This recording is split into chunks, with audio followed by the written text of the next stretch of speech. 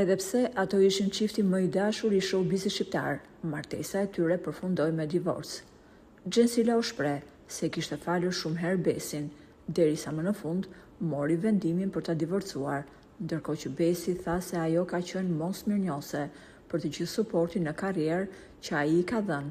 Rrugët e tyre u ndanë dhe pas kësaj periudhe Gjensila është kujdesur shumë për format e saj trupore dhe performancën në skenë. Nga ana tij, Besi ka vijuar punën me bizneset që ka, edhe pse nuk ka pranuar asnjëherë të flasë para mediave për lidhjen e tij të re të dashurisë pas ndarjes me Gjensilën. Besi ka vendosur që të ndajë me ndjekësit e tij të rrjeteve sociale se është përsëri i dashuruar dhe ka hedhur pas krave historinë e shkuar me Gjensilën. Aktori ka publikuar në Instagram tatuazhin e tij të ri që ka bërë, i cili mban emrin Ejona dhe datë me një dedikim, Ejona 25/12/2025, trëndafil në kohë lufte, shkruhet në dorën e tij. Por kush është Ejona dhe çfarë përfaqëson ajo në jetën e tij? Besi nuk e ka shpjeguar, duke mos bërë asnjë koment më shumë.